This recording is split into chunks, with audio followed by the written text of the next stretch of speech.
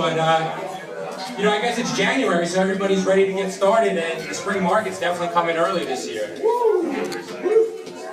So first and foremost, I just want to say how grateful I am for everybody to come out. A lot of familiar faces. As you know, once a month we do a training here at the Ponds.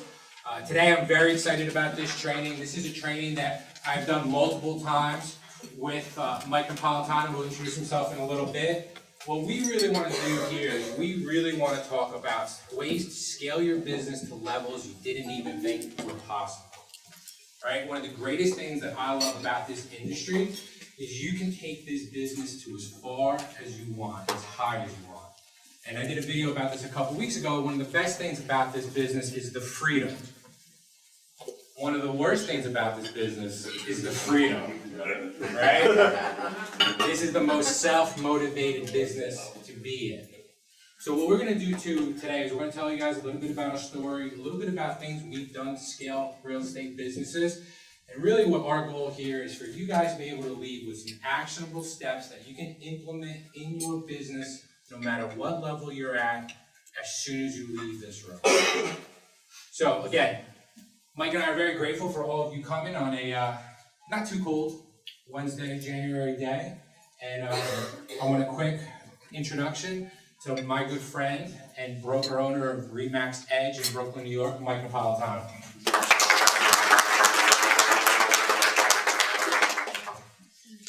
Good morning, everybody. Happy New Year. I woke up this morning and my voice was gone.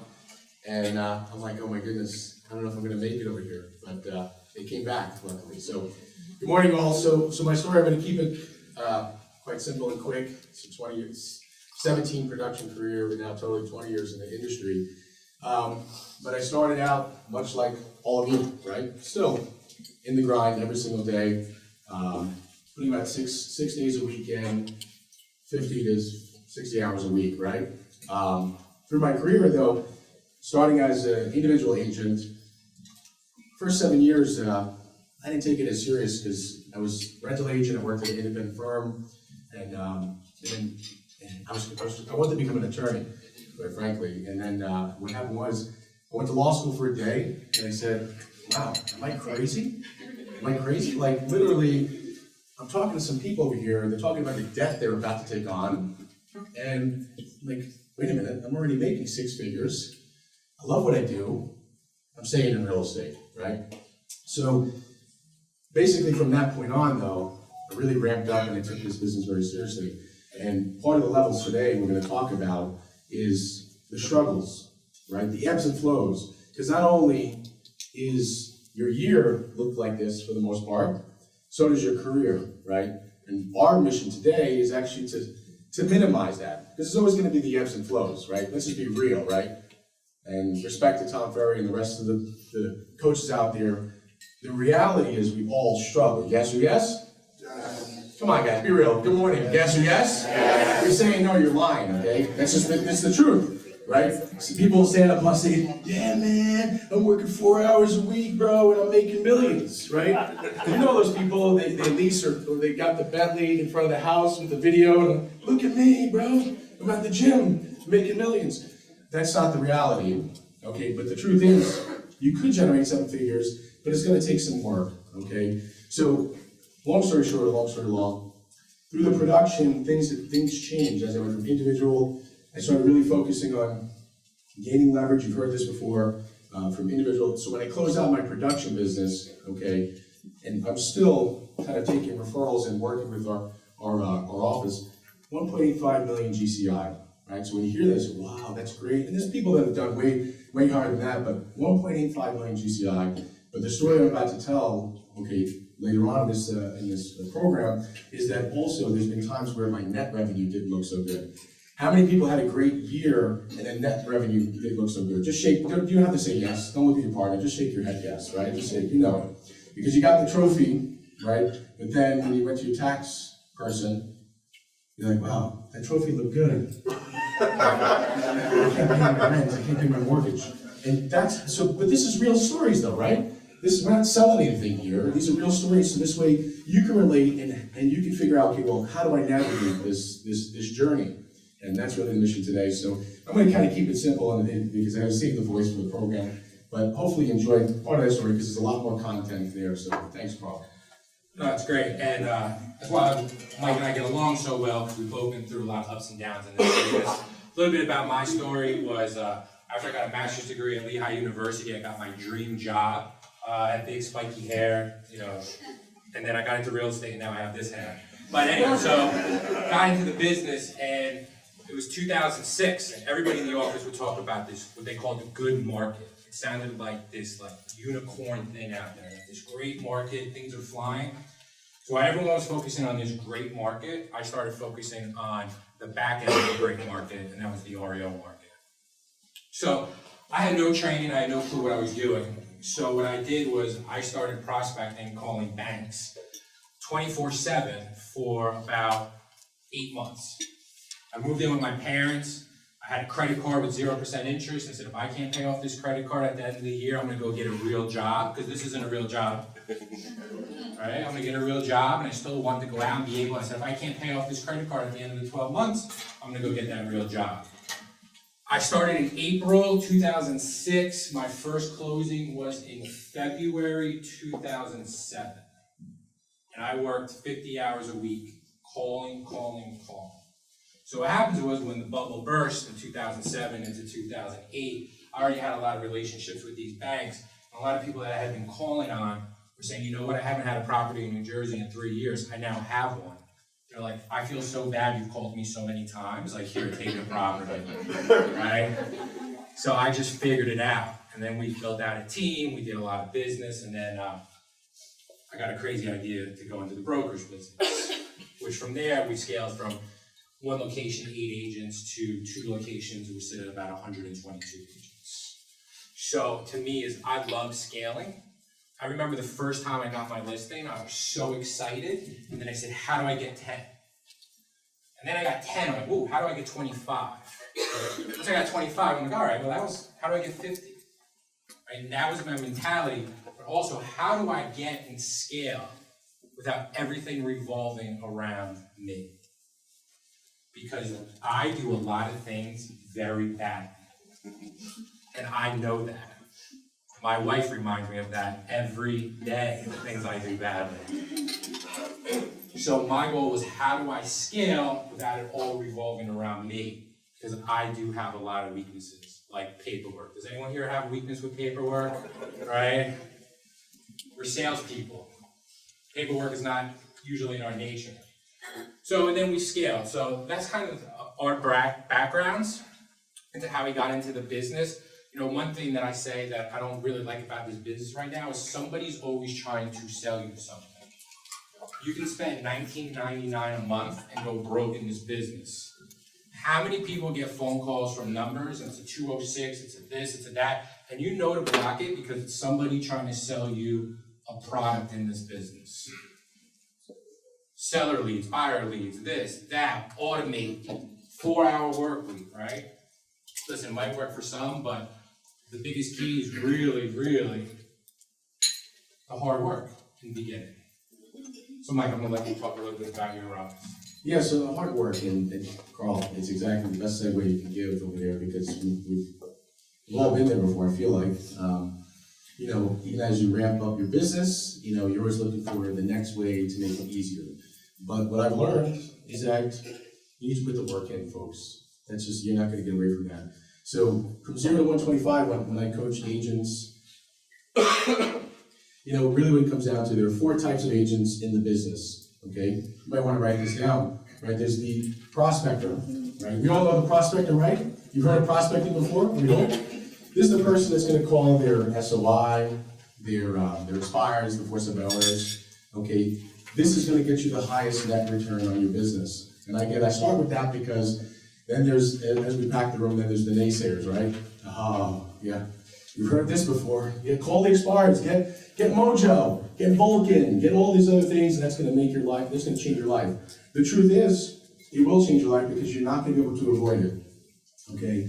And I get it, you might be looking at your colleagues, or if you're new to the business, you might hear your colleagues say, ready? I only work by referral. I only work by referral. So you're sitting there like, oh my God, Because I've been there before.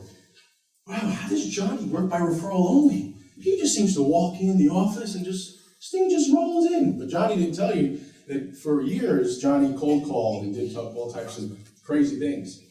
So why I share this with you is because when I coach agents, the first thing I talk about is let's get the prospect right out of the way. Because the second question I ask people, okay, well, so you don't want to call FSBOs, you don't want to call expires. By showing hands, how many people have Facebook here?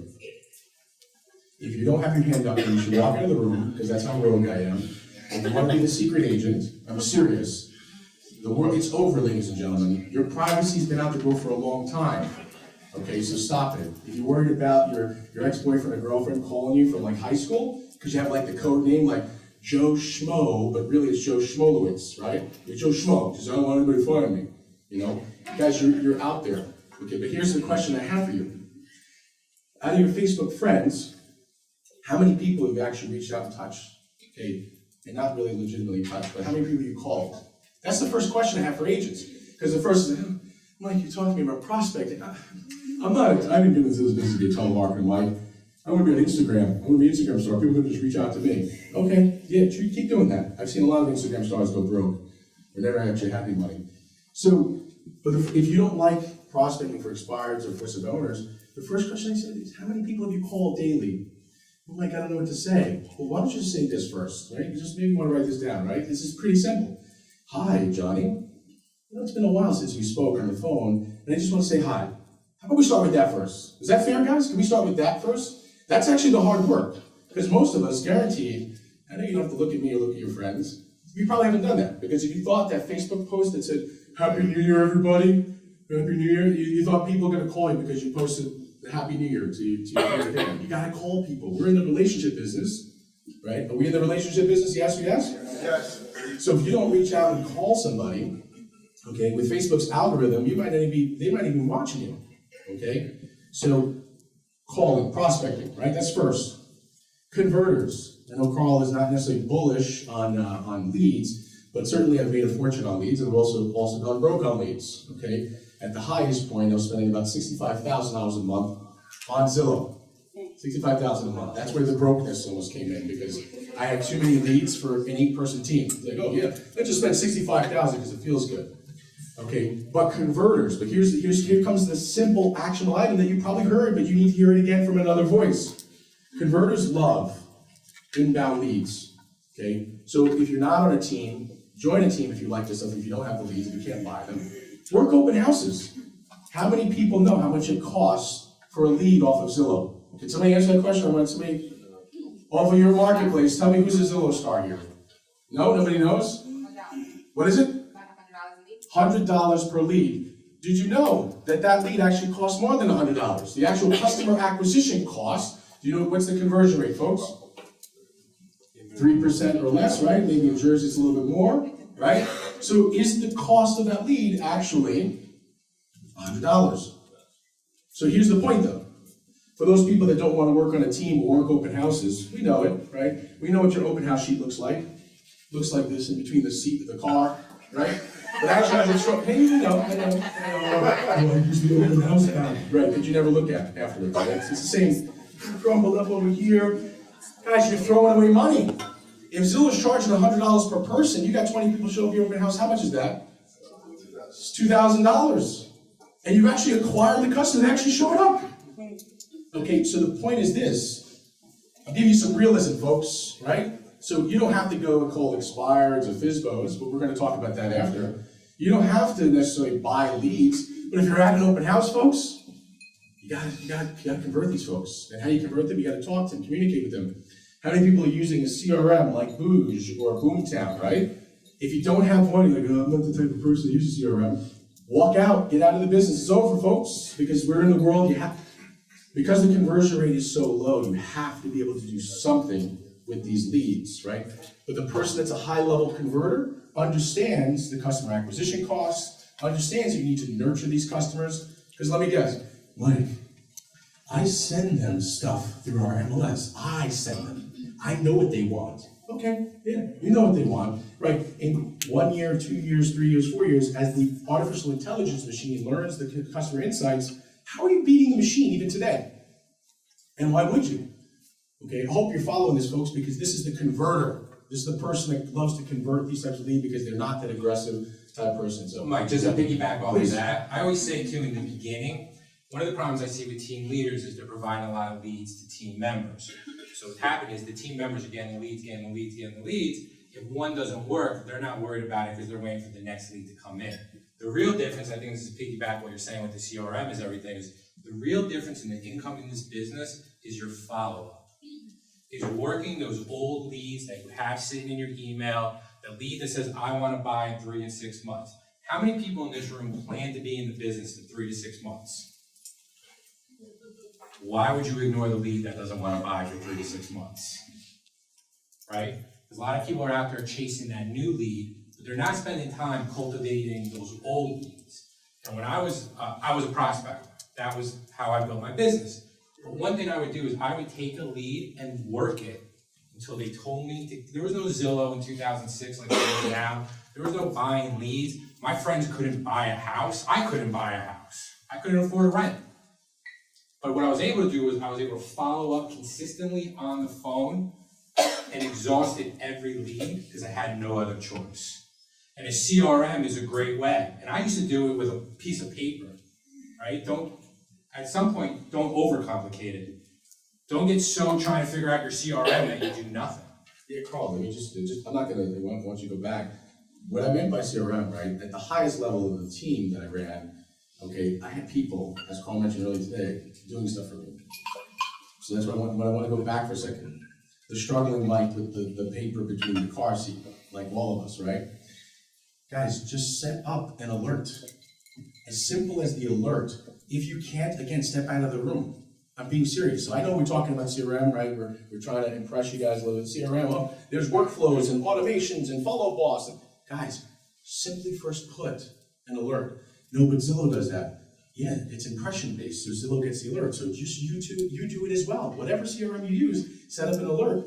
So I'm gonna go back to Carl. I just wanted to say that when we talk about CRMs, stop thinking about the scoring and this, just simply first go impression based, because that will get you into action today, right? If you think, oh, I gotta go workflow, Zendesk and automations and Zapier, your brain's gonna explode, okay? Who here has ever called a lead and they said, oh, we already bought something? Who here got mad at the lead? Come on, nobody's raising their hand. Who here got mad at the lead? It's all happened to us. You shouldn't be mad at the lead, you should be mad at yourself. Because it was your lack of follow-up and your lack of building a deeper relationship and not showing your value that lead went somewhere else. That's all I just want to. So Mike, you talked about the two types, the prospector, the converter. What's the third? So we're gonna do 3 and 4. They kind of same side by side. The reason I start with those two first is, in fact, because those are the two that's gonna net you the most, and it's gonna get you that instant gratification, right? The next two that I talk about is what agents love to talk about because it's a little more passive, but they usually puts them out of business. When you're new, in the middle, wherever you're at. Okay, so the next one is the networker. So networker, people don't understand, when they say networker, they're like, all right, I'm going to the MLS party. I'm gonna go here, I'm gonna network with other agents in my marketplace. I came to Carl's training over here, and I'm gonna network people, I'm gonna find some people. Here's the thing though, okay, networkers can build a pretty big base by going to events where they kind of coincide with their marketplace, right? So for example, because I was in a dense market in Brooklyn and Staten Island, okay, guess what? Am I in New Jersey, speaking in New Jersey? Would I love your referrals, ladies and gentlemen? Absolutely. I think 1 or 2 of my agents are going to show up here. I don't see them, so they're missing out on an opportunity. But here's the thing: if you show up with other agents, there's definitely a team in my office that literally they have built a huge networking base just by showing up to events that coincide with their market. So when I talk networking, that's a big networking piece for me. It's built a 6-figure plus referral machine, especially, again, this is a brand agnostic meeting, but through RE/MAX, right? Because the flags, just okay, if you're with RE/MAX, you're with RE/MAX, hey, maybe we do something together. But outside of that, even independents, whatever, you should be going to events outside of your market, right? Jersey's a pretty popular market, yes or yes, right? Yeah. So that's the networking piece. But here's the problem, folks. It takes time to build that. It takes time. So guess what? You're not going to be able to build your business until you're up here. And even if you're a year or 2, 3 years in the business, you got to be patient with that. Okay, gotta go to events like Inman, R4, whatever if you're with a different brand, go to those conferences. I'm like, what are they gonna teach me at the conference? Go to the conferences, okay? Go to the conferences. I mean, I've got a huge, I was a little bit crazy, you know, back in the day, maybe still a little crazy, but I used to go to R4 all the time in Vegas and literally find agents from New Jersey, from Pennsylvania, from Delaware, Connecticut, all these places, Florida, and hang out with them. Because you know why? If they hang out, stop with these Facebook relationships. Hey, I know Mike, he's from Brooklyn, or I know Mike, he's that because you know, and stop hanging out in all these Facebook groups. You should be there. Somebody's gonna send me a lead from Florida because they put in their, yeah, I'm a great agent. Here's what, and then people are like, what the hell, Mike? How are you getting these leads and you're a leader of an office now? Because I have ambassadors in other states that know me, because I'm their ambassador in a different room, but because I met them. So when someone says in Florida, Tampa, Miami, who's good in Brooklyn? And I'll like call, they say Mike in the groups. And they're like, Mike's not even active in the group. It's because I've met these people. And I'll do the same for them. And I have to validate a story. We were in Vegas together last year at R4, and we were walking from the convention center to the restaurant. It would have taken about 5 minutes for me to walk there, but since he knew everybody at the convention, I literally was filming at some point. I was just standing behind him because he talked to every single realtor. And here's the point though, folks. Again, just be interested in one part. Don't say, oh, I gotta be the expired killer. Because the truth is, when I hit 7 figures and beyond, it's actually diversified. I did a little bit of each because at some point I really hated calling expired listings, quite frankly. But you have to grind a little bit here and then. That's part of the hard work. So then last piece, besides networker, it's the marketer. Right? How many people believe they're in the marketing business? Did you guys fall asleep? I think I'm pretty interesting. I'll give you your money back when it's over, okay? No problem. Right? Or you buy my program when it's done. Marketing. So marketing, when I speak to agents, they go, oh, Mike, I market. I'm on Facebook, I'm on Instagram, I'm on WeChat, YouTube, and all this other stuff. That's great. You're gonna build your brand on those spots, but here's the problem. How many people understand that organic has been dead for a little while? Yes or yes, right? How many people post it on Instagram and see like 3 people like it and they go home and they're like, I'm depressed, why 3 people only like it? Because organic is dead. These people are in the business of making money, folks. I mean, Facebook and all these platforms, they're there to make money. So here's what I wanna say about marketing. The power marketer is the one that understands there's an ROI in everything they do in marketing, right? So I love that, you know, someone mentioned before, right, the customer acquisition cost. If you don't know the customer acquisition cost, like most agents, then you're probably not a marketer. And if you think you're a marketer, you're gonna go broke, right? 65,000 on Zillow is stupid. Stupid, because I thought I was a marketer, I'm a big team, 7 figures, yeah, 65K, yeah. Okay, that was stupid, because I wasn't really measuring my return, okay? So the key here is measuring your return, right? How many people do a farm, geographic farm? Nobody does a geographic farm? Okay. So here's the thing, through the geographic farm, what's the average American? How many years do they move, right? 7, 9 years? So let me ask you a question, in geographic farm, why would you mail to somebody that just bought their house 2 years ago? Oh, man, just to get lucky. Come on, this is ridiculous, oh, just because you get lucky? So if you mail to 1,000 homes, and 20% of those homes sold in the last, or bought in the last 3 years, now 300 homes you're wasting your mailing money to, right? You can take that money and then target someplace else nearby.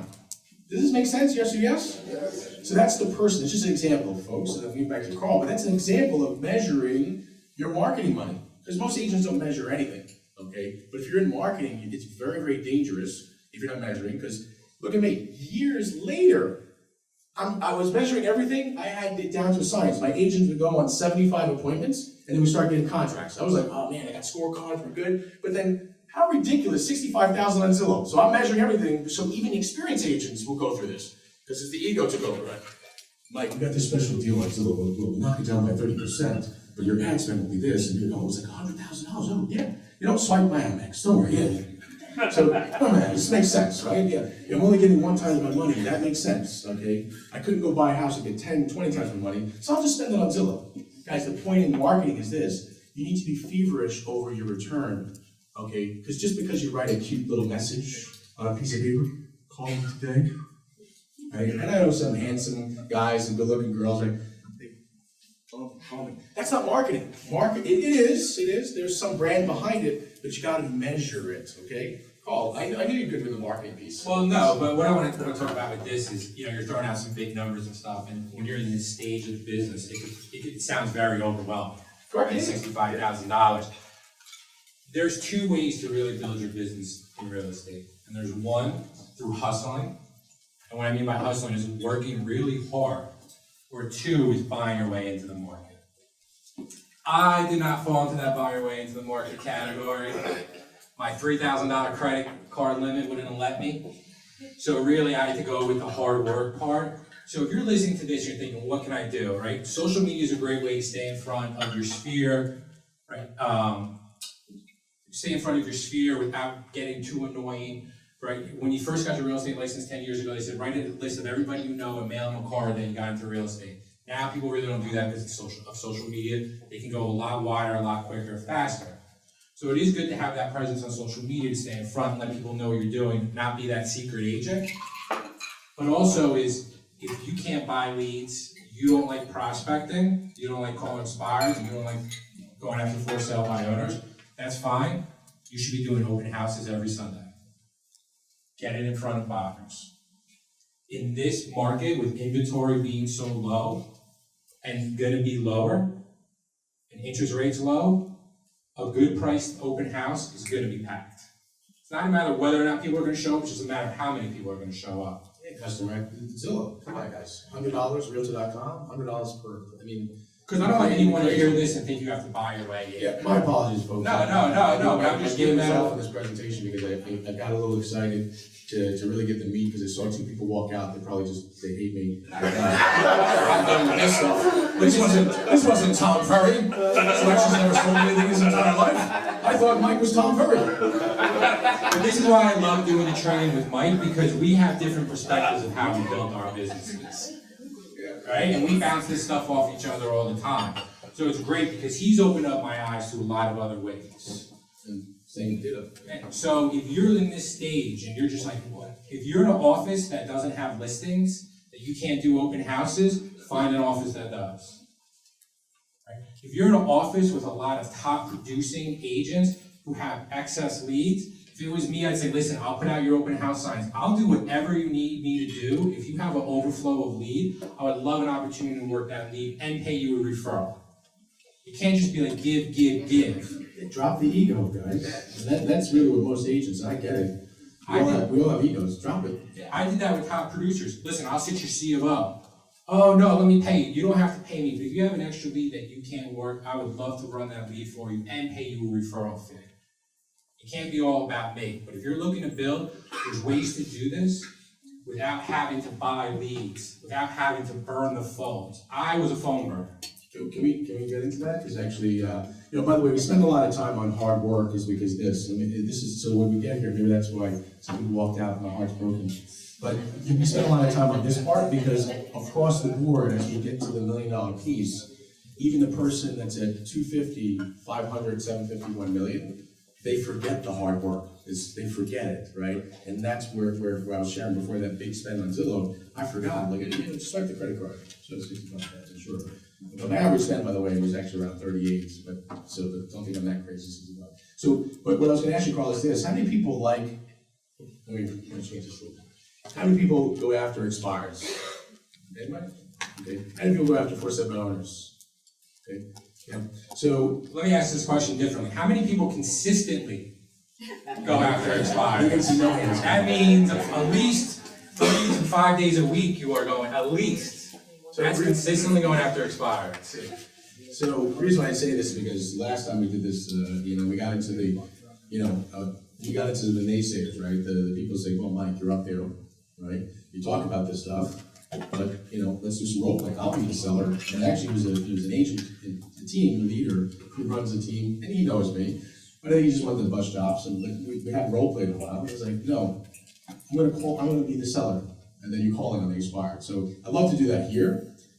Yesterday I did something with 4-7 owners, which I thought was even just as valuable. But let me just give you, can I share just a quick thing on expires? It's not really quick. Sorry.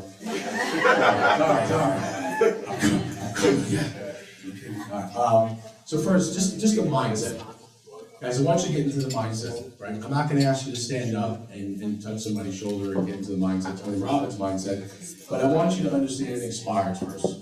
And I think for those that just don't call these people, I think this will be helpful to you. Okay? How many people have ever been on a date? How many people are on a date right now? How many people are on Tinder right now?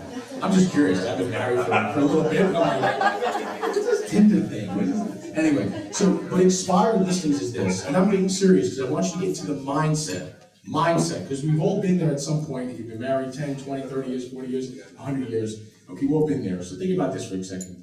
The expired listing is the broken-hearted, okay, person that just broke up with their agent. Yes? Think about that for a second. They just broke up with their agent. How many people know, friends or family, that when they break up with somebody, here's what the conversation goes like this. Mike, you're never gonna believe this. What happened? I broke up with blah, blah, blah, and it's terrible. I'm really pissed off. She cheated on me, he cheated on me. Oh my God, it's crazy. Okay, Mike, I'm never doing it again. Right? Come on, don't lie to me, guys. I know it's early, don't lie. You never heard this from somebody? Then when you call them 2 days later, Mike, this guy, he's amazing. So we're not even going out to dinner this week? No, he's amazing. I'm going out with him. It's great. And then boom, he or she signed up with that person. Guys, that's the first week. This is expired, folks. That's the first week expired. The first week expired, sometimes he or she is going to go right back in with the next person. Okay? But most agents are like, no, I don't believe that stuff, because they're not making the calls consistently. So that's the first type. But I want you to get mindset, folks. The second type, same dialogue happens. Then but it goes something like this. Never effing doing this shit. You're never doing this again. Okay, I'm gonna party my fucking face off. Censor that, right?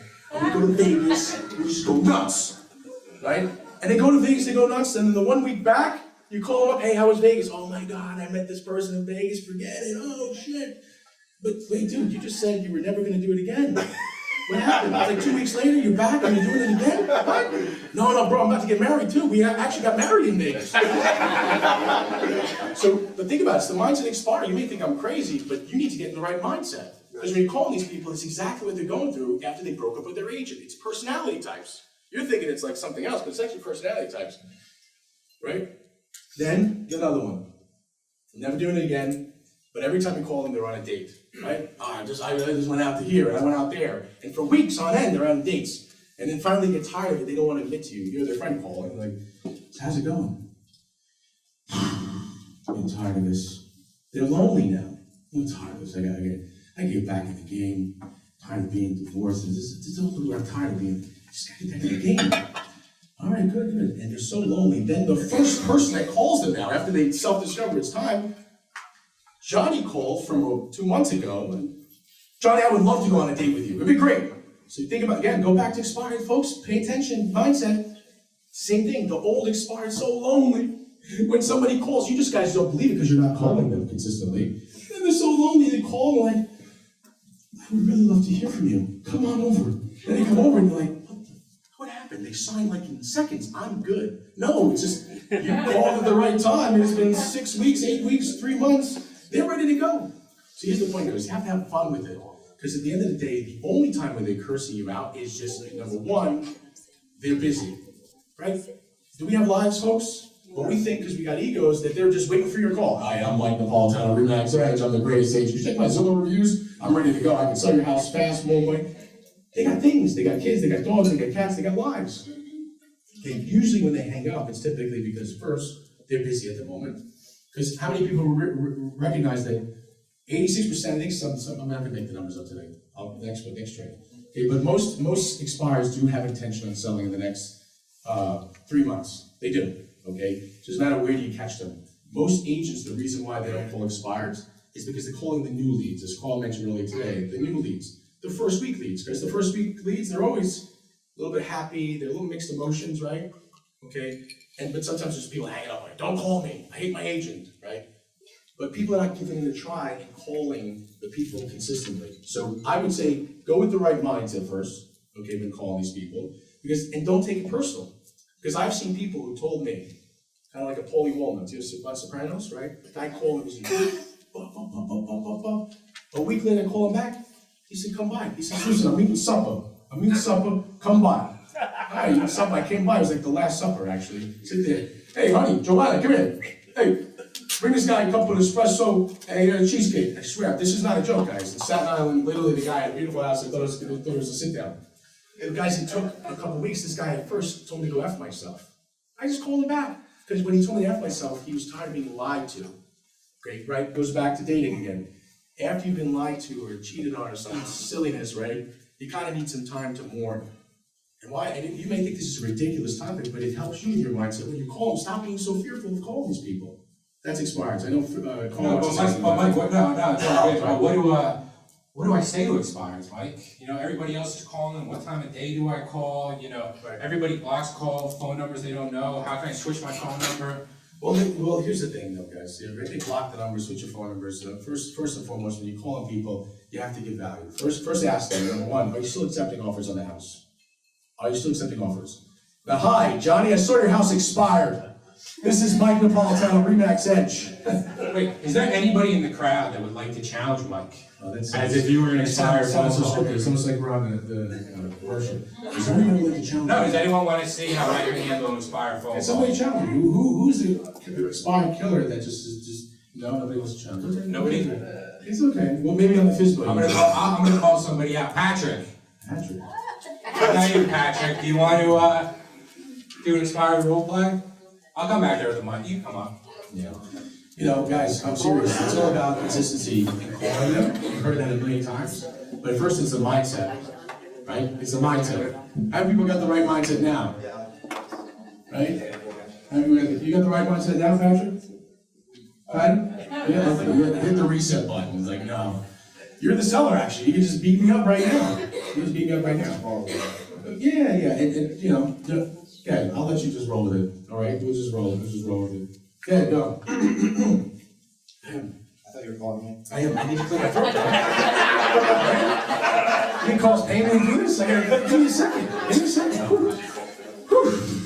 All right. Ring. Hello. Hi, is this Patrick? Yes, it is. Hey, Patrick, this is Mike Napolitano, Remax says, are you still accepting offers on the house? We're not in the market at the moment. Oh, why is that? We weren't able to get it sold, so right now we're examining our offers and trying to figure out what we're going to do next. You're examining your offers? That sounds interesting. What type of offers you got? Either we're going to sell it now or we're going to wait for a while and put it back on the market in the spring. Can I ask you a question? Where were you going? We were going to move to South Jersey where the taxes are lower. Where? Oh, okay. Well, like Atlantic City? That's a little too far. So. I understand. Is it like a dream that you had, or would you just walk me through that? I'm just curious. No, it's just something we've been thinking about for a while. And so last year we thought we could get it done, and our agent just couldn't get our house sold. So. What about that experience you had with your agent? So, I mean, obviously it's off the market now. I mean, were you happy with your agent? We would be much happier if they sold the house. All right. Well, what's one thing you would have changed? I feel like they didn't really give us that much of communication about what was going on with the sale, and sometimes we're sitting there for weeks trying to figure out what was going on. Okay. So what type of communication? I mean, how did they communicate? I mean, was there no communication at all, or? They would give us a call sometimes if we had a showing, or we had a couple offers that were really low, and they would call us then. But other than that, we didn't really hear that much from them. Got it. So communication is key. Okay. And what about the price? Though you said you were examining offers. I mean, it sounded like you were considering an offer you might have had. Is that right, or what's going on with that? Well, more like we were trying to figure out what we were going to do next, as far as trying to sell the house. Are you open-minded? Depends what you mean by open-minded. This is not a proposal, but it could be. By the way, this is something I would say, guys. I don't care, go rogue. Okay. No, I mean, like open-minded. Like, are you open to a conversation? We definitely want to sell the house at some point. So, if you think you have any good ideas, we'd be open to hearing. Okay, so around tomorrow, I have a morning appointment and an evening appointment. What's usually good for you, morning or evening? Definitely evenings is better. Okay, I have a early evening or a late evening. So I got a 5:30 or I have a 7:30. I'll have to check and get back to you. Is that all right? Well, how about we just pencil something in for now? Because my appointments typically fill up, and listen, I want to make sure I provide tremendous value from you because listen, at the end of the day, I'm not gonna ask you to sign anything, okay? What I am gonna do is provide tremendous value, and when you walk away from the conversation, you'll at least be a little bit more knowledgeable where you're going in the marketplace. And the reason why I'm gonna do that is because if you decide you're ready to sell right away, I'd love to be the broker that works with you. So, does that sound fair? Well, do you think you have better ideas to sell our house from, Well, certainly, yeah. I mean, I wouldn't say better ideas, because I don't know the ideas you have in your head from possibly your last agent or yourself. So I'd be happy to sit down with you and just review some stuff. But I promise you, I'm not gonna ask you to sign anything. So does 7:30 work for you? yeah, it should be all right. So did you show our house? Have you seen our house before? I haven't showed your house, because usually what I do is, listen, I run a pretty big team, and what the challenge with showing houses is that we have a lot of people that have already committed to us. So usually it's either we're representing the buyer or seller, so typically we work with people that are committed to us and have some type of agreement. But that's not what I'm asking you to do over here. I'm just asking to come over so I can share some information with you that may make sense. And then, as I mentioned, if you decide to work with a broker, I'd like to be that guy. So 7:30 work? Yeah, it should be all right. Do you think you have some ideas like why our house didn't sell in the first place? Well, yeah, of course. Definitely going to review it, but we definitely have to take a deeper dive. So if 7:30 works for you, I'll see you tomorrow. All right, sounds good. Great, thanks.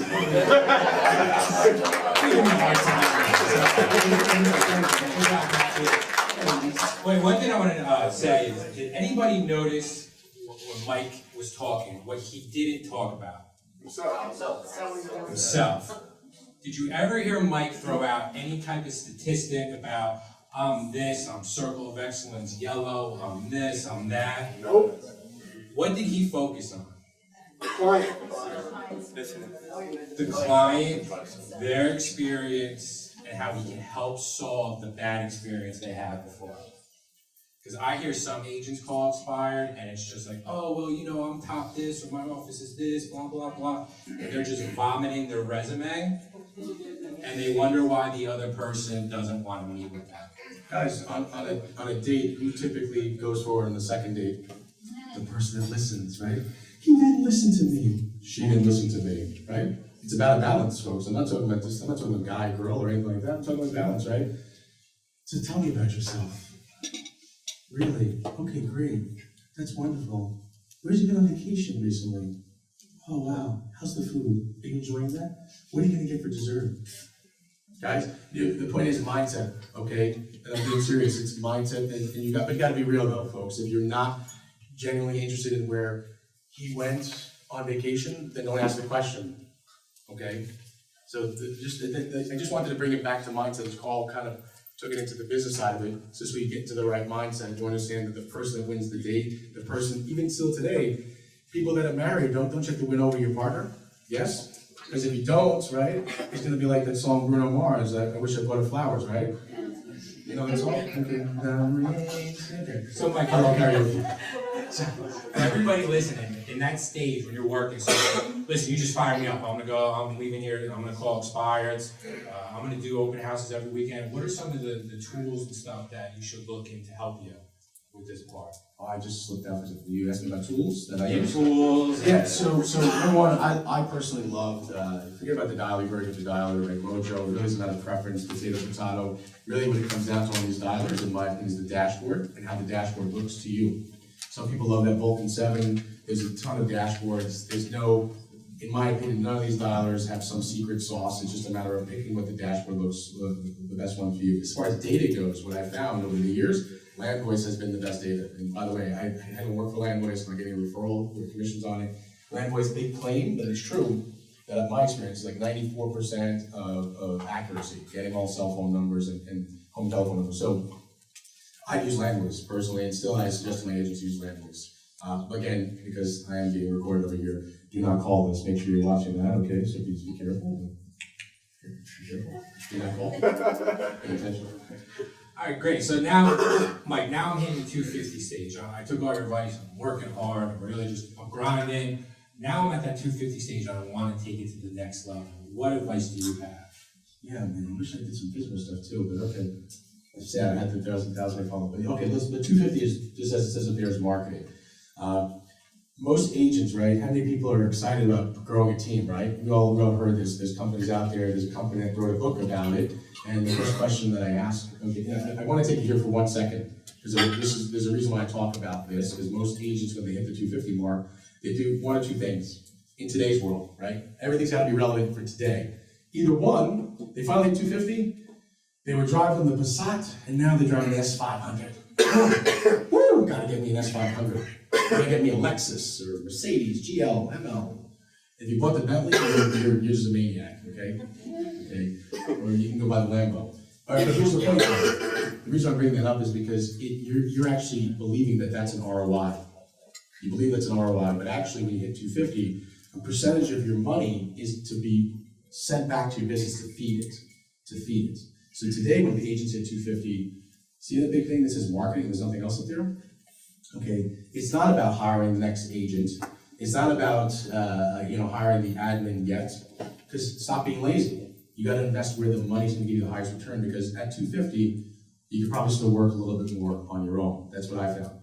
Okay, so the first thing I would do is, number one, is look at investment in marketing, right? The suggestion, from my experience, okay, I'm no economist, I'm not Ty Lopez, I'm not going to hit the disclaimer like, if you do this, you're going to make millions. But I want to say this, 10%, 15%, and 20%. At the height, right, of the marketplace, at the height, right, we're about to go a little softening here, I was spending about 22% on marketing. Why? Could someone tell me why I would increase my spend on marketing during an upswing? Somebody, give me a little more engagement. Come on. Higher return. Anybody else? High return? Okay, the challenge is, isn't it noisy, folks? Is it noisy when the market is frothy, really, really busy? Okay, everyone's spending some money on marketing. So if everyone's spending 10% of their budget, you need to outspend them.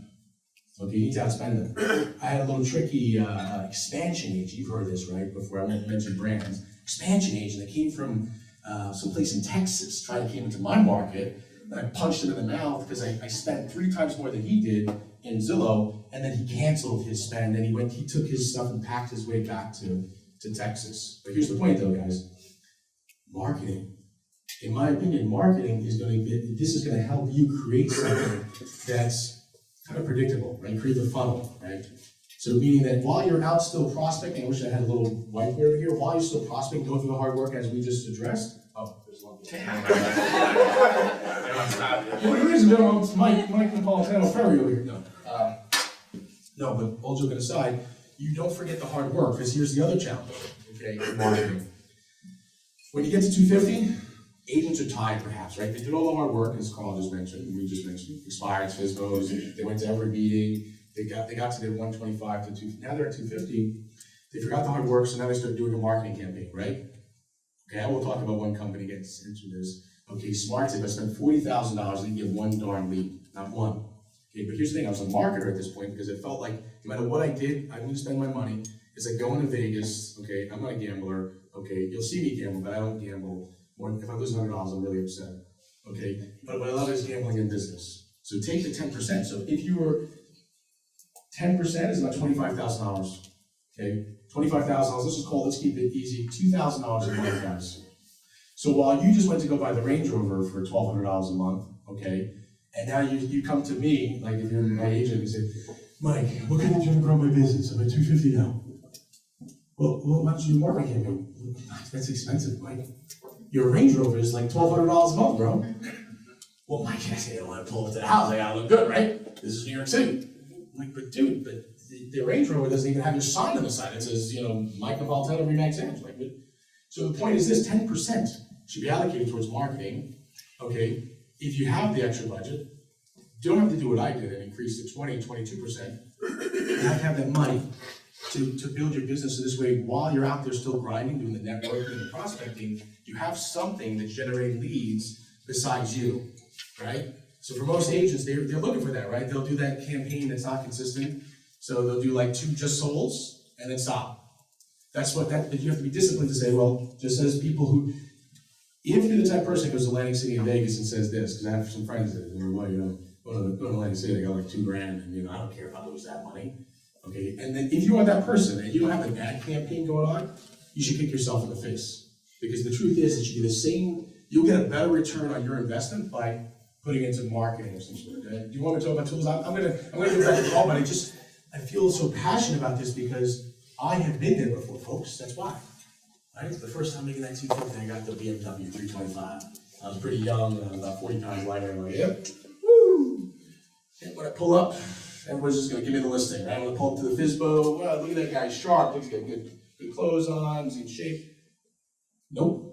In fact, it was the reverse, because I work in a marketplace, a lot of international people who might have been a bricklayer for 30 years, and I walk in, and I'm like 20-something years old, and they're like, so you want 5% commission? You just pull in the BEMA, and you want 5% commission.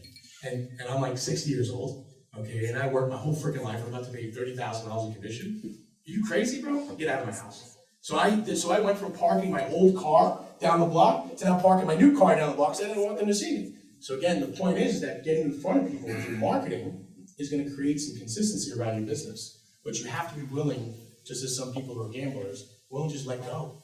If you got $25K and that's what you allocated, once a month, have some type of campaign to get your message out. And it's about the impression. So, Carl, am I going too deep? No, I'm just laughing because I remember when I hit this mark, I bought a BMW X5. That's just we've all been there before. I hate when people are up here like, oh, I never did it. Guys, I've been there. I spent the money ridiculously. And after 6 months, I sold it. Yeah, I woke up and I'm like, oh, God, I'm stuck in this. Well, I was stuck in a lease. I'm stuck in a lease. So, no, but it's great. So marketing really does help you add fuel to the fire in your business. Some marketing's just listed, just sold, basic. But one of the biggest problems, and I've come across this with big teams, is how many people here have spent a lot of money or money on marketing and you really didn't know whether or not it worked? Or you think it might not have worked? Anybody? Right? And this is the comment that I get, and I love when people say this, it's like, well, how do you know where the lead came from? Well, every time they call, I ask where they got my information. I'm like, so every time you ask that, every time you mentally remember it, and at the end of the year, you calculate it. Right? Does anyone do that? Does everyone here ask where you got my contact information? You don't do it every time. I'm sorry. It is too tough. It's too busy. You're driving in the car. Someone calls you. I want to list my house. You're setting the appointment. Next thing you know, you have the listing. You have, at the end of the day, you really aren't sure where the lead came from. So what I suggest to people is this. It's very easy. There's some tools and tricks to follow this information. Right? There's a service called Better Voice. Better Voice is you can get tracking phone numbers on your marketing. So if you're doing just listed, just sold cards, you can put specific phone number on the card. And when it rings, it will ring that actual phone number. Who here picks up their phone every time it rings? Every time it rings. Realtors are the worst at picking up the phone. Who here has done a deal with an agent and every time you call them, they never picked up the phone? My point. How many leads do you think that agent that refuses to pick up their phone missed because they didn't pick up their phone? Who here has ever got a lead and then they ghost you? If anyone doesn't know what that means, is you can't get it back in front of them, right? It's happened to me. But what happens is if you put these tracking phone numbers in, and you don't even have to go with a paid service, you can start with Google Voice, get a free phone number, you get an app. When the phone rings, it will ring what the actual number is, and you can save that in your phone. You can put one on your sign, so it's a sign card. If you're spending money on Realtor.com, you can put one on Realtor.com. You can put it on your Zillow profile without even paying for the leads. I've done this with some team leaders where they're not even spending on Zillow, but they have a large listing inventory. They put the tracking phone number in Zillow, and it sends it out to their buyer's agents. So that they know exactly how many calls they have without saying, hey, where did you get my information? And I guarantee you this, if you save a phone number that says listing lead, I had a website when I was doing short sales years ago. And on that website, instead of my cell phone, I had a tracking phone number. The phone would ring short sale lead. I would knock people over out of my way to get to the phone if I saw a I don't care who I was talking to. If I knew a potential seller was calling me, I was picking up the phone. Also, who here has ever picked up the phone? Hello? Oh yeah, hi, listen, I'm thinking about selling my house at 123 Main Street. Oh, hello! How are you today? Everything, oh great, it's a fabulous day! Yes! You went from hello, what? Right? I've heard a lot of Zillow phone calls.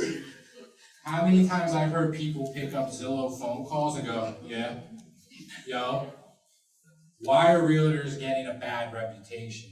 You're either giving the Motel 6 service or you're giving the Ritz-Carlton service. And the more you give the Ritz-Carlton service, the deeper relationship you're gonna get with clients and the more respect you're gonna get during the transaction. Listen, I've been there, I picked up the phone, huh?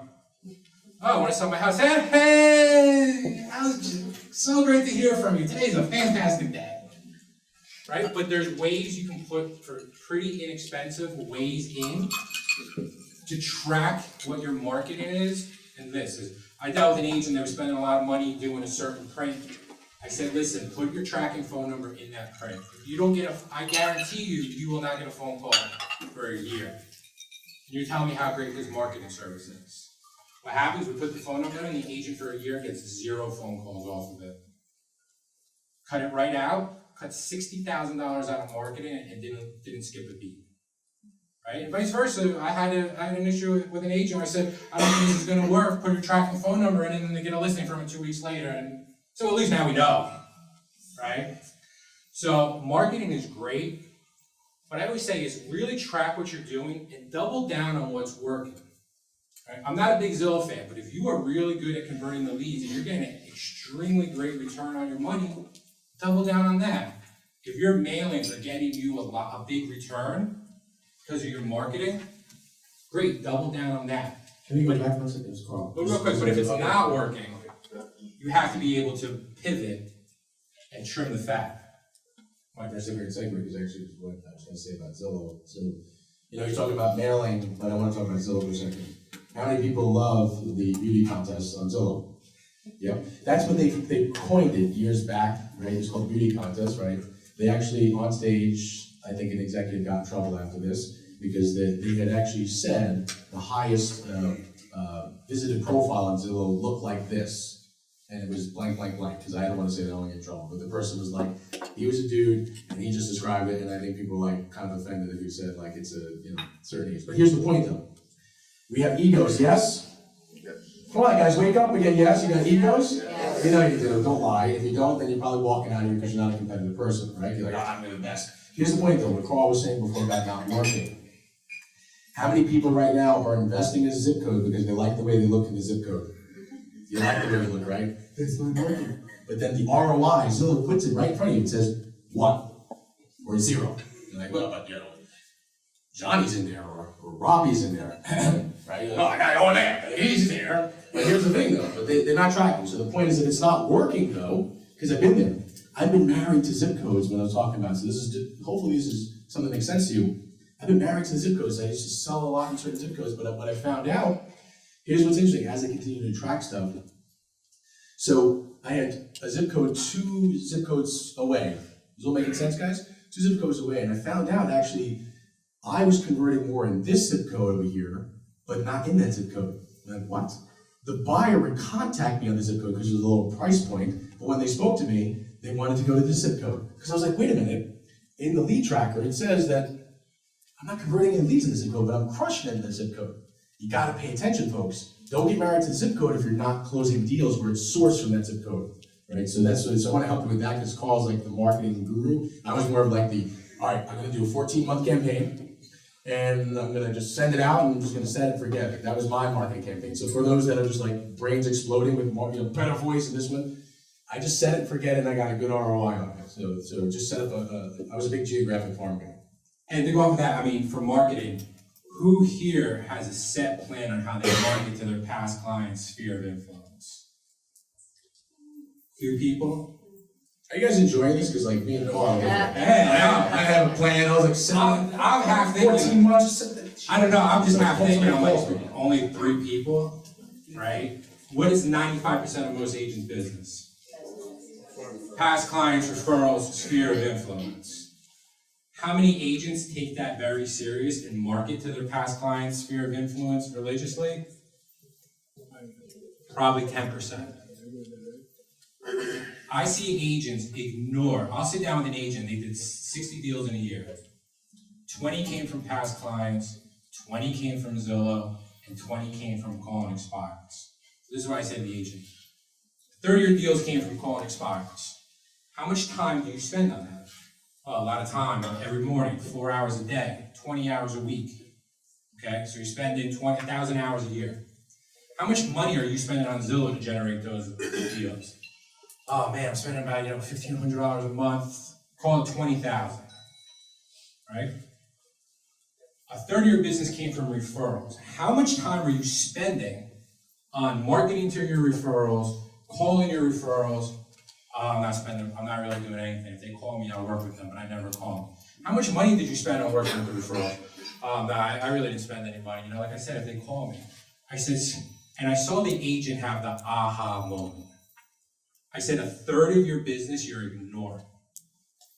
What if you take a little bit of the money out of the marketing for what you're spending on Zillow, take a little bit of your time that you're taking out of the expires, and move that into your referrals and past clients? Agent did big client appreciation party. He said he spent about $8,000 on a client appreciation party that he took away from Zillow. And he said it generated him, as he started tracking, $180,000 in commissions. And he was working with people he liked, people that trusted him because he was referred. He didn't have to go there and sell himself to the person because they're calling off of Zillow. And he didn't have to get abused calling expireds. So marketing to me is not just marketing out to the general population. It's also marketing to the people who are going to stand on top of a mountain and scream out your name, I need to work with Rob, right? There's so many times that people forget about that. And I always say when you're working with your referrals, be nice, be considerate, don't take it for granted. I know so many people who get referrals and they take it for granted and they don't take the time to really thank the person that referred, because they think it's like a given. I always say, if somebody referred me a client, I mail them a thank you card, Starbucks gift card, whether or not the client they referred to me worked with me or not. And the reason I like to talk about this is a lot of people will give out the referral, oh, I'm gonna send them something, a little basket, to say thank you when it closes. How long does a transaction take from beginning to start? With an average buyer? A couple months? You wait, let's just say you wait 90 days to acknowledge that person who gave you a referral. Who else in those 90 days could that person have known that might have wanted to buy or sell, but were a little cautious about referring you because they thought maybe you're a little bit too busy, and they never said anything. Right? Where if you took the time to make that, and this all goes under marketing, right? This is very micro marketing, but think about the return on a card and an acknowledgement. People love to be acknowledged. Oh, can we start talking about free? Because I actually skipped and started talking investment because I got excited talking about BMWs and stuff like that. But can we talk about free? Because I think it's the realtor's favorite four-letter word. Because I think here's what we're hearing here, right? So there's two different types of agents, actually, believe it or not, and both could be successful, right? And right, Carl being successful, he has a little bit different mindset. But there's parallels here. Let's go back to free for a second, because you can get lost in the minutia of what Carl is saying. How many people feel that they might be in the minutia? No, the minutia, like just track, because like, oh, I gotta do a tracking and this and that, and there are other people, listen to Carl, taking notes right now. Anybody's taking notes right now? For sure, as that agent's like, all right, I gotta do the better voice, I gotta link this, I gotta do that, and those people are extremely successful as well. But here's the thing, let's go back to action right now that you need to take, even when you're at between 125 and 250. I mentioned Facebook before. How many people are on LinkedIn? If you're not, again, walk out, because you're like, oh, I'm a secret agent. Why? I'm not looking for a job. I'm on LinkedIn. Why? I'm not looking for a job. You gotta get there, folks, or just Google what LinkedIn's been doing right now, because here's why. Your sphere, okay, we're in a beautiful world today. It may not be as beautiful in 5 years with regards to free stuff, okay? Just on LinkedIn and Facebook alone, those two platforms, okay, have given me passive income. Okay, if you're afraid because you have children or you do some rogue stuff, then I'm sorry, you need maybe to get out of this business, but people need to see you and know who you are, because you need to be likable and approachable. Yes, so you're in the business of relationships, so if you're not likable and approachable and you do some off-end stuff, then you may need to get out of the business. I don't know, there's a lot of things going on in Denver right now. Maybe you want to do some rogue stuff, plant some seeds and do some stuff. But here's the thing though, guys. Get on Facebook, okay? Add your sphere. Stop it. Oh, well, I don't want Johnny, who's my client from 2 years ago, on my Facebook because I got 2 kids, and Johnny's a little creepy. I got a 3-year-old, by the way. Johnny's a little creepy. I don't know. I don't want him seeing pictures of my kids. Okay, or but here's the thing, though. People want to know you. Are we in a voyeuristic world? Come on, be honest, guys. Are we in a voyeuristic world? Yes. We know that 80%, this is a real stat, 80% or more people that are on your Facebook page actually see your Facebook post but don't like or comment. I know who you are, Carl. Okay? So here's the point, though. Get your stuff out there. And I'm not gonna hit you with the high level, like, oh, the Facebook ad, you spent $1 and it was rich. We're not talking that right now. Okay, if you're on that level, we're gonna get to 3 and 4 after. I just want people to You know, and your personal page becomes your business page. Oh, thank you, Carl. That's why I'm being very clear. Start with your personal page first, because I know what people say, oh, but I've got this business page, Mike. Stop it, okay? If you have 5,000 plus friends, you need to come talk to me because I'm excited to meet you. Okay, if you have 5,000 people that you know and like it today, you're like a social media, but Facebook allows 5,000 people to be your page. Why would you not use that first? I've heard it, it's been debated, but the debate's over. Be in your personal page first, because people want to know and like you. They like that you have kids, they like that you go to yoga, they like to have dogs, cats, this, that, you're a Giants fan, you're a Jets fan, okay, you're a Patriots fan, okay, but when you do this, I understand some people, besides going rogue, they have certain, how can I put this, ideas, right? They want to get it out there. Unfortunately, folks, okay, I wanted to change the world when I was wanting to be a lawyer. Besides that, I have some pretty serious ideas about the world that maybe people debate. But unfortunately, in real estate, you have to just walk the middle line. And you can argue, throw tomatoes at me all day. Then again, get out. Or if you're the person who says, oh, I don't care about offending the other half of the people. I'll really work with this. Fine, that's you. But get out there. You got to be likable. People want to know you. That's one of the reasons why on the Zillow profile, how many people have their face on their business card? The reason why your face on your business card is they see like, oh wow, I like him or her. Because there's some relatable piece there. Today we're in a beautiful world. I've gotten business from some agents even here that quite frankly, I'm not mailing to them anymore. It's such a beautiful world. Back in the day, Remax used to get these postcards saying, send me all your referrals with 35%. But people actually know me, and I know them actually. It's weird. It is weird. And to go along with that, the free marketing. So Mike's knows a lot more about Zillow than I do, or ever want to know. But there's some things you have to do. Your Zillow profile needs to have an updated picture. You need to have reviews there. You need to have your sales there. And this is why. So you're spending all this money on marketing. You're mailing, you're just listed, just sold cars. What are 90% of consumers doing before they invite you into their house? They are Googling you. And what is going to come up on the first page of Google? Your Zillow profile. People are going to choose agents like they look for toasters on Amazon. I know that's not a popular statement, but you know what? It's the reality. And you have, and it's free. They're using you, use them. And what I say too is this: is get your reviews on Zillow. Whether again, not pay for Zillow. Get your reviews to Zillow. You can go on GoDaddy.com. You can buy Carl's reviews or Carl'sTestimonials.com. Whatever you want to do. You can take that URL and you can forward it to the URL where your reviews on your Zillow profile is. So if you're mailing, check out my 5-star reviews at Carl'sTestimonials.com. Don't put the big Zillow link. Nobody's ever going to go there. What is the main objective of marketing? Anybody? Great interest.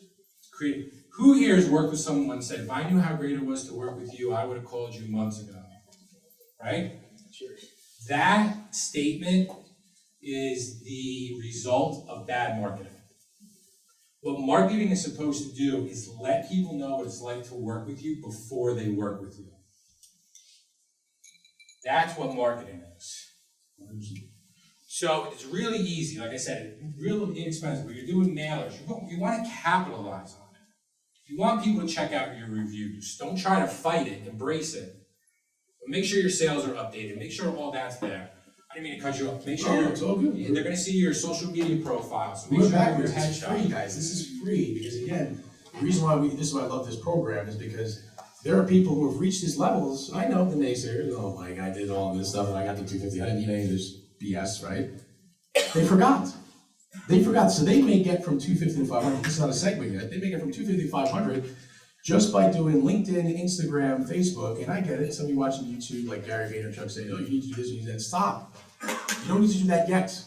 Okay, oh, but the audience on LinkedIn is different than Facebook. Stop, because it's gonna, analysis paralysis, you're not gonna do it. So whatever you're putting on, from my experience so far, whatever you might be putting on Facebook, put it on Instagram, put it on LinkedIn, and then you start gaining some traction and you need to kind of clean up the message because each platform's a little bit different. Then you do it, but first get on there. I literally had a guy that cuts my hair, okay, cut my hair, saying when I got in the chair, because he's he's on my Facebook page, but he said to me, I put a video on LinkedIn, and I should be uploading more videos, and he goes, Mike, I'm serious, he goes, Mike, you didn't do your hair correctly. And I was like, what? He says, yeah, I watched your video on LinkedIn. You didn't do your hair correctly. I was gonna call you. I'm like, what? So the point was this though. This guy, by the way, just referred me his mom's house for $1.8 million. He would have forgot about me. I'm telling you because he didn't pay attention to Facebook. He never liked or commented, but he said to me on LinkedIn, he didn't say to me on LinkedIn, he goes, oh, I saw your video. I'm like, where's my video? I was on LinkedIn. Because you know why he's on LinkedIn? He's looking for a different place to work. And he just happened to be there and just saw my updates. Guys, it works, and I didn't even spend a dime on LinkedIn. I didn't spend any money on ad boosting. People are voyeurs. I don't know why I came up with this page. Just do something, a little bit of each thing, and stop overthinking it. And does everybody know what's really changing the game on social media and getting in front of more people right now?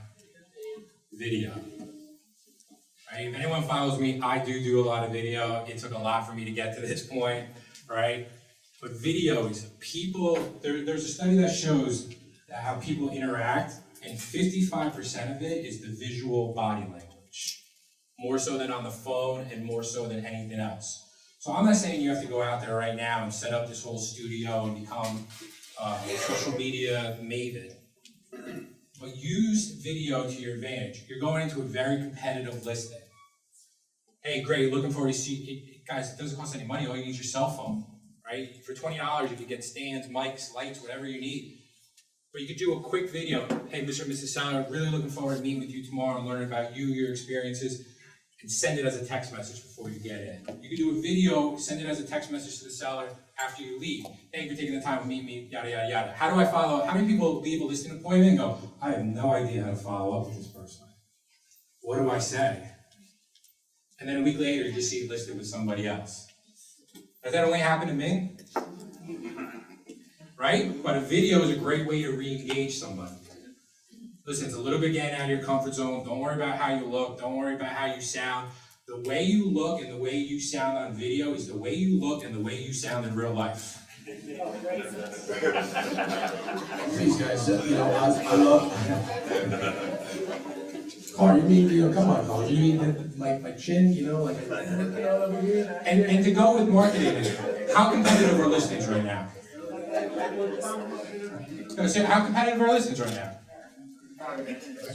How do you make yourself stand out to a seller before you walk in the door? I am convinced 90% of your listing appointments are either won or lost before the minute you step in the door. There are some agents who win it before they go in there just because of how much history they have and how deep their brand runs in a town. Right? So if it was me, it was competitive, and I know agents in my office are saying, oh God, I know where he's going with this. If it was me, and I was gonna walk into a listing appointment, before I go into it, is you would receive a booklet about everything that it's like to work with me. All my reviews. How many people go into a listing appointment and hand someone a piece of paper and say, look at my great reviews? And then you just keep going that your house is worth $399, and they don't even get a chance to look at your reviews. But you're like, I gave them my reviews. So one that I would do, again, is have a package, have a booklet, have a pamphlet, all about you, your team, whatever it may be. And if you really want to step it up, what you could do too is you could do a video, and you can get a video postcard. So you're at that 250 mark, maybe instead of investing in the car or something flashy, you invest in the video postcards, where if we have it where if you buy 100 of them, you can get them down to $15 a card. Then you write a handwritten note. Looking forward to meeting with you to learn about you and what's important to you in the sale of your home. This is your book where you get to brag. If anyone's ever been to my listing presentation training, I always say it's about the seller, it's not about you. Sellers don't know what circle of excellence is. Realtors know what circle of excellence is. Right? Realtors don't care about your awards. Every brand, every company's number one in something during a certain amount of time. Right? It's about them. So it's a great chance to give you a brag book, the testimonials, a video postcard. Hey, really looking forward to meeting with you, learning about what's. Thank you for meeting with me. Handwritten card, Starbucks gift card.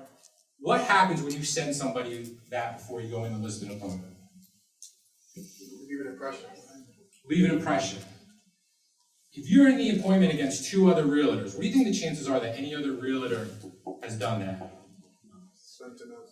Slim enough. How many times have you sat on a listing appointment and tried to convince the seller, you're a good marketer? You're cutting edge technology. Has anyone ever said that to a seller? My marketing is superior to everybody else's, and you're thinking in the back of your head, oh man, what am I doing besides putting it in the MLS? I'm gonna make something, I'm gonna make it sound good. Do you think if I send you that video postcard that I have to convince you that I know marketing? Do I have to tell you that I'm different than other realtors? Do I also have to tell you that my marketing is probably better than everybody else's when I'm the only one that sent you a marketing package before I walked in the door? Listings are more competitive now than ever, and you can get this whole package done and completed for about $75. Also, when you send out the package, overnight it. Yes, it's gonna cost $12, $18, whatever it is, but who here has that drawer full of mail in their house that you don't open till a week later? Am I the only one that does that? Right? But if I overnight you a UPS, are you gonna open that right away? And are you gonna look at the content? And when you go on that listing appointment, think about all the barriers you knocked down before you even walked in. Because I don't wanna talk marketing, I don't wanna talk all this. I just wanna talk how I can provide the best experience for that seller. I'll repeat myself. I don't wanna go back and I don't have to really explain myself. But these little things separate you from the pack. And what it does, it helps you build up your database, helps you get more referrals, adds fuel to the fire in your marketing, and you start systemizing, automating, and making your life a lot easier. Yeah, 100%, Carl. I mean, just again, to just close, we really have to close this because there's so much meat here, but don't get overwhelmed, guys. Start with one thing. I would say start with a lot of the free things, and then call is just, that's the cherry on top. You gotta get on these pages, guys. And I wanted to say one more thing in terms of which page to start with. It's Facebook. Everybody seems your grandma, your great-grandmother's on Facebook. I've seen some 9-year-old people on Facebook just checking, clicking, liking. So start with that first, okay, then move to other platforms. And what to post? Be you guys, don't overthink it. Don't come up with some long-winded, you don't need to do that, okay? You don't need to figure out where you need to, just be you. If you're here right now, how many people took a picture of themselves or with somebody here and said, I'm here right now? Probably only a very small percentage of you. But people want to know who you are. Oh, I don't want to be seen here. I mean, we know this in road agency. There's always a road. I'm from a biker realtor. I actually don't know who's from biker. But the point is that you gotta just let people know you're out there in the marketplace. Okay, just be you. Tell people what you do. Because here's what I've seen though. I've seen people showing them partying at conferences, and then it seems like you're going to conferences partying. The only time you might be posting is you're with a bunch of friends, and guys, people humanize yourself. And to go on that, a lot of people I get asked about, well, what should I do? Should I be on Snapchat? Should I be on Instagram? Should I be on TikTok? Should I be on this? Should I be on that? In this area, what's the biggest demographic on Facebook, age-wise? It doesn't matter, Facebook. Facebook. It's the biggest demographic, right? I just read an article. Facebook. 45, 50-year-old, that type of thing. Make it public, guys. Make it public. Yeah. That's the other secret is that because when sellers are trying to find you out, this is what happens. The seller, you get this smart millennial seller, I'm gonna find Sally. She's a good agent. She says she's gonna have Zillow. I see her reviews on Zillow, but who is she really? Honey, I'm gonna check her out on Facebook. See, I told you she has public. It's public. You see, look, and then that's what they're looking for. When you're private, it's like a stop. It's like, damn, I really wanted to get to know Sally. Why I've learned that is because people have now said to me that don't friend request me on Facebook and other platforms, it's weird. It's like this dating process to be a friend on Facebook. They gotta see my content first. They wanna see my son, they wanna see my wife, they want on vacation, then they'll send me a Facebook request later on. And I found that with sellers, when I'm coaching my agents, you gotta make some stuff public too. But like, I'm a private person, I wanna, again, get out of the real estate business. And in this area, the biggest demographic of sellers is also the biggest demographic on Facebook. Yeah. How do people work with, I'm just curious, Asian buyers, sellers? No? Okay.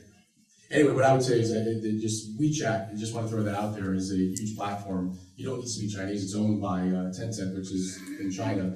I would say that if you've worked with buyers or sellers like that before, I'm on there because here's my goal. My goal is even if I can capture 10% of that market or more, that's 10% better than my competition. So if you have that, and you didn't want to raise your hand because you got like some secret big investors coming from Shanghai, right? Okay, no problem. Then I would go at least start a page there. And again, Facebook, Instagram, all this stuff, just do the same posting. And even over there, I've gained some traction. So Who's here has ever thought, I would love to do more business, but then when you sit there and really think about it, it's like, I barely have time doing the business I do now. How can I do more business? Has anyone ever thought that realistically, right? This is where this stage comes in. Leverage. When you start to scale, you're gonna hit a wall unless you're able to leverage yourself. Like I said in the beginning, is I realized pretty early in my career what I could do and what I couldn't do. And the things I was bad at, paperwork, anything administratively, anything organizational wise, I hired out. I'll tell you about my first hire. I put an ad on Craigslist that, hiring for a real estate admin, apply. They applied. First application I got, I'm like, all right, come in for an interview. Looked at her, she looked at me, I said, this is what I need done. She looked at me, she goes, I can do it. I said, all right, great, you're hired. She came in day one, she looked at me, I looked at her, I said, all right, what are we doing? She's like, I don't know, you tell me what to do. I was like, oh, lasted 3 days. Who here has hired someone and it didn't work out? It's okay, it happens, right? What I always say is you try to hire slow, but if it doesn't work out, you gotta move on. Carl, can I just stop for a second? Because I'm afraid to lose more people in the crowd because they may not be at this level. You should hear this. I hope. I'm gonna say it out loud. The content, there's so much to give, but we think we have about 20 more minutes.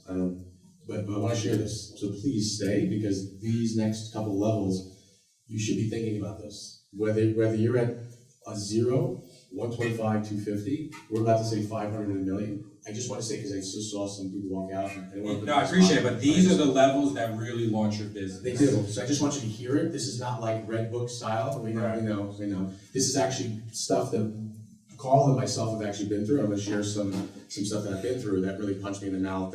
That book that some of you read was from like the 90s. It's not necessarily the most, it's relevant, but it's not like today. That's why there hasn't been a new book yet. So yeah, Carl, I just want to make sure before, if anybody else wants to walk out. No, I hit a plateau in my business because I was at the point, I'm like, how much more work do I really want to do? Is it worth to make an extra blank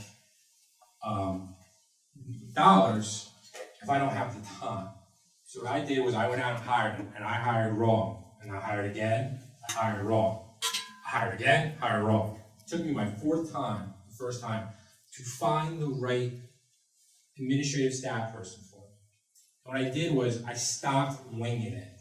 I read a great book called Top Grading. Apparently there's like a really big 1,000-page book, and I didn't know that when someone recommended it to me, and I read the Cliff Notes, but it worked. And I said, everything that is a $12, $15 an hour job that I can get out, I never want to touch again. Right? Some agents in my office might laugh because they say I never look busy, but I'm busy. Right? But when you surround yourself with talented people who can take the stuff that you like doing off your plate, your business will skyrocket.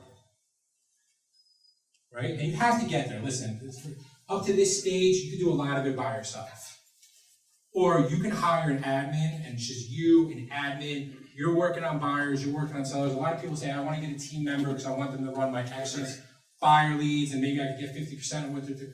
I say if you have a rock star admin staff, you can run those leads and enjoy doing it, because everything you don't enjoy doing, the admin will be doing. So you'll actually make more money and not even have to manage more people. And I think this is something that gets skipped a lot, which I know when I did it this way, it really, really helped my business skyrocket. Most of the time it gets skipped. Like even the people reading that book or work at that company, it gets skipped because I've been at that company for 9 months, and then I came back to this company, but I won't say companies. But the problem is this gets skipped a lot because everyone looks on Zillow and says, "Oh, Johnny's got a team of 10. I need a team of 10." Well, Mike, tell everybody, so you were a single agent, you had one admin staff. Yeah. So here's the thing, guys. I was an individual agent, and boy, I grinded and I suffered through quite a bit of some stuff. But my revenue kind of went up, and I've been through some interesting net revenue periods. So at this level, though, I won't share the big heartbreak yet. At this level, I did this thing like Carl. I had my first admin, and then after 6 months, I realized, oh my God, this person sucks. This person sucks. So finally, I got my next admin. And by the way, I was at about 565, something like that, the year before. So even when I hired the admin, see, here's what's interesting. Even though this admin sucked, okay, the year before actually was at 470 something. And the reason why I know that is because Remax has a thing at R4, chairman like invite only, and they wouldn't let me in. And I was so upset because like, what, $25,000 off? What do you mean you're not letting me in? They're like, no, you can't get into this. I'm so upset. So I remember it. That's just like PTSD. Okay, so I got problems with this. That's why I call them invite me. Okay, so even when I hired somebody, here's the point. Even when I hired somebody, I still grew the business because even though she wasn't that good, she still took stuff off my plate. We had some other challenges not to be talked about here. It's not bad. It just didn't work out. But here's what happened. Then I hired someone else. Okay, 575 jumped to 710. 710. Not much changed, folks. 710. One admin, and I didn't even hire a buyer's agent yet. 710. Now I know what you're gonna say, Mike works on like Tribeca. No, I work in the unsexy parts of Brooklyn and Staten Island. I'm serious. Unsexy meaning price point. So that I know Mike, he made 700. That's because he's like Ryan Serhant, he's selling like $10 million pieces. No. Just like you guys. I mean, I understand like the medium's a little bit different, but it's not much higher. So here's the point though. Went to 7. Hired a virtual assistant in between that as well, and that really helped me. Right? You can ask questions about what the process is, but I'll just skip over that so we can keep it rolling. Okay, with these 2 people, they took a lot of stuff off my plate. And I was dating my wife at the time. Actually, we were engaged. And literally, on Saturday, Sunday, I was so busy because my assistant made so many appointments. It was insane. So I was like, please, can you tell Joe to take it easy on you? And I was like, Dave, she's crazy. I don't want to stop her. She just keeps going on these appointments. Just boom, boom, boom, boom. So when I hired her, we got to 710. And then I hired one more assistant, virtual assistant, and one buyer's agent, and $1,041,000 with a net of 7 and change. How many people like to get net out 7 and change, right? So $1,040,000, and by the way, nights and weekends off, because once I hired the one buyer's agent, she did all the appointments. She made over $100,000, by the way. Okay, so she was happy, I was happy, and I was 40 pounds lighter. I was at the gym, and we both got what we needed, right? So, but here, this is where we No, but Mike, that's awesome, right? People are like, wow, that's such great numbers. Great, so you know what, if I just hire some more buyer's agents, or I do more of this, I'm gonna make a lot more money. Right. So Mike, what happened after that? You said, all right, let's go, I'm gonna build out a bigger team, get more buyer's agents, add more So buyers. before we get to the $1 million mark over here, I just want to continue on this leverage piece, because it's exactly what Carl's describing. So second year after $1,041,000, now you're gonna say, well, Mike, it's because the ego, $1,041,000. Whew, this guy's crazy, I'm never gonna get to $1,041,000, okay? Second year did $1,060,000. Wow, Mike, that's impressive, Mike. Okay, net out $82,000. I'd be like, why would you even tell that story? Because I'm not there anymore, so I'll tell the third part and the next level. I mean, $82,000 because here's why. I listened to people, I read books, I watched YouTube, and then basically though, I didn't have anybody around me that because everyone's ego-based, right? So when I was asking somebody, hey, you made $1 million last year, what was your net? Nobody would even want to share. So I hired the director of this and the director of that and this and that, and then I hired, okay, a bunch of agents, 3 of them in fact, so total 4 agents. And guess what happened? I got out of the production business, didn't even realize. I was in the coaching business, okay? The brokerage business is the coaching business. The team business, if you're coaching your agents, congratulations. You win the coaching award of the year, okay? Because that's actually not what a team leader does to be profitable. That's what I did. I was like, hey, let me show you how to get some FISBOs. Let me get some expires. And then what happened was, I don't know how I made $1,060,000. I do actually. It was from the year before that I was grinding out by myself. Because the agents were literally bringing nothing to the table except for taking my leads and converting them. And they're still with me, by the way, today, except for one. So it's not like bad when I share the story, it's just how I structured it. So that year they made $82,000, it was just a punch in the mouth because I hired where everyone, and some of these coaches talk about it, I won't mention any coach's name, okay? Because it's all this illustrious marketing, like, oh, the road to $1 million. Guys, it's okay to be an individual agent.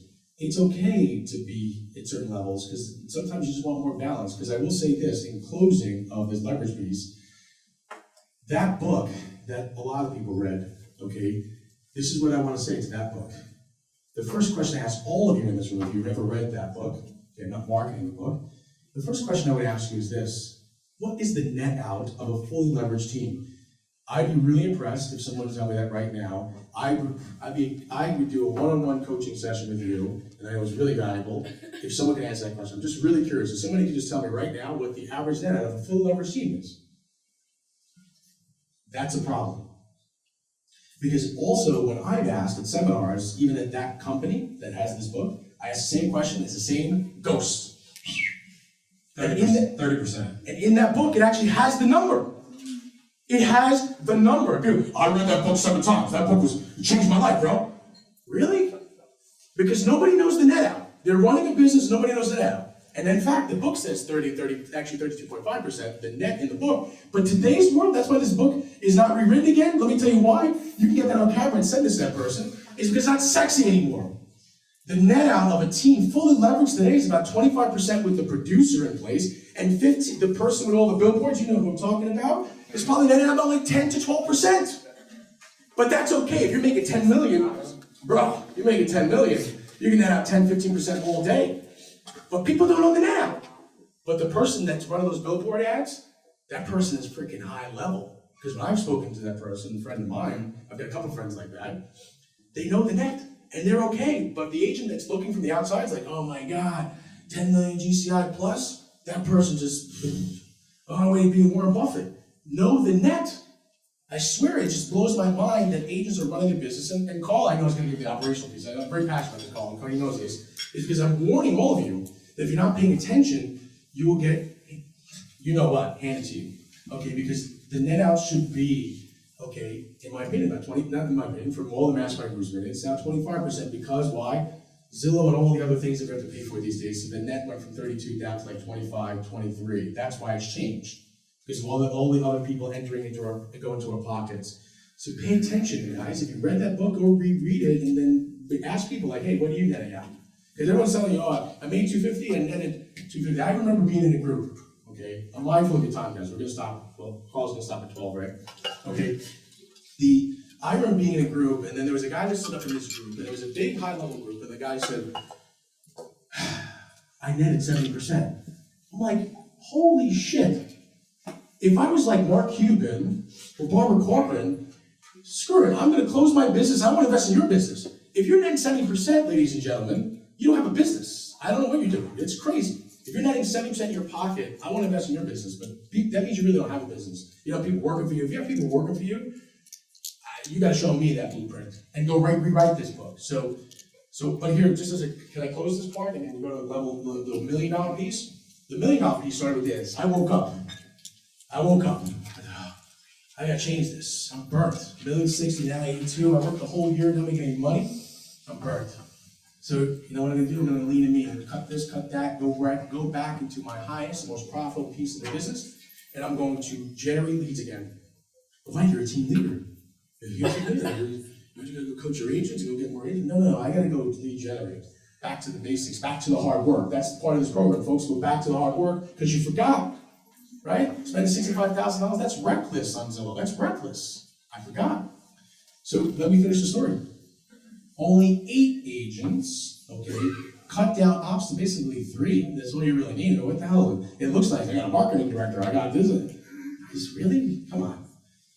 1.85 with a net out of $1 million, okay? Like 9 and change. You know? I'm not trying to be impressive, and probably the margins may not be in line, but the truth is, I still netted out 900. And by the way, 95% of my listings that I took, I never even went back there. And I can say that today. And everyone back there, because I built a good machine. And they knew when I got there, I was the doctor of real estate. They expected that I wasn't gonna be there. The only 5% I had to go back to was I had a team manager at the time, which is actually the manager of our office. Okay, she handled it for the most part. Unless somebody was like, I'm gonna burn my house down because you suck, then I called them back. So imagine what your life would look like if you built this machine. And by the way, again, as I said before, I'm not as technical as Carl, but we swap ideas with each other, we make each other better, because you don't have to be, you can either be like my type or his type. I didn't have all these fancy workflows and retarget ads and this. I just grinded, I worked my face off. Okay, you know, well, Mike, you work your face off, don't you want balance in life? Who has balance in life? It's the pendulum swinging back and forth. How many people know who Shonda Rhimes is, right? You watch the, okay, if you don't know, don't even Google it. Okay, she's one of the most famous writers, okay, on ABC. You watch some of the shows, right? Grey's Anatomy. Anyway, she said something that resonated with me. I'm serious, it really hit me. It was weird. The Shonda Rhimes, I caught it she was speaking at a college. And she says, folks, there's no such thing as work-life balance. And everyone's chasing it, right? There's books on it, there's no such thing as work-life balance. She says, when I was killing it, winning all the awards on ABC and all this other stuff, I was killing it, but at home I was missing recitals. Okay? But here's the thing, what really hit me, and I just dug deep, and I get goosebumps every time I talk about her, saying, because I felt her, I felt the energy. On YouTube, Google it. Okay? It meant this: relax, folks. Stop. You're not gonna work the 9 to 4. Go get a city job, go get the benefits if that's you. Respect. But if you're trying to do something big, and I mean big, not a million, I mean big from 100 to 150, 150 to 200, I mean something realistic, okay? Because who grows their business from 100 to 1 million over a year? Then I wanna get in business with you again. Okay, but seriously, stop worrying about all this work-life balance. The pendulum swings. So today I get home to see my son, put him to sleep, we read a story. Tomorrow I'm grinding until 10 o'clock at night. But be flexible, that's this business. It's what Paul started with first. He said, this business is great, right? It's got the flexibility, but understand, don't put so much pressure on yourself to chase what is false. Oh, but Johnny, he only comes to the office, like you mentioned, call doesn't work. Really? Okay. I haven't met anybody that's built a big business that doesn't work. So, Carl, take us away. No, the only other thing I want to say about the leverage piece is you can't create more time in a day. So if you're going to grow, it's got to be through systems, it's got to be through processes, it's got to, like Mike said, he didn't have to go back to listen after he took it. You can't create more time in a day. And if you don't create the systems, you don't have that leverage as you try to grow, it could burn you out pretty quickly. But listen, I just want to say thank you for Mike taking out of his time to come here today. Appreciate it, and I know there's traffic, so I even appreciate you making it on time. I know it's not an easy drive. I know it's not an easy drive from Brooklyn during rush hour. Next month, I don't have the exact date, but we'll send out information. Our next training is going to be on how to dominate your zip code. It's going to be ran by Olivier Lewis. Olivia back there. He's going to be doing the training. We're just going to talk about really how to dig deep and dominate in one zip code. So, Yeah, Carl, you know, if anybody wants to, I'm very lonely on Facebook. I'm trying to get to 5,000. You can find me on Facebook, Mike Napolitano Jr. I've got also a page that Carl's definitely. Oh, there he is. Look, I've got the edge of real estate. Okay, definitely got it. See, the point is being flexible. I got to add more videos for you, but certainly you can reach out, guys. I believe in a world of abundance. Okay, take advantage. Reach out. Send me a private message. Call me. Reach out. Right? Call me. And just say, hey, where are you at? Because listen, Carl's a great coach, but I'm a big believer. It's why I'm here. I love Olivier, Jason, the whole staff. Okay, I love a lot of you guys that communicate with. So I'm around, ask questions. It's a sharing society, guys. There's no secrets in real estate. Share. Stop thinking that I've got the secrets of this book. Stop it. Just share. Just go out and work. but thank you, everyone.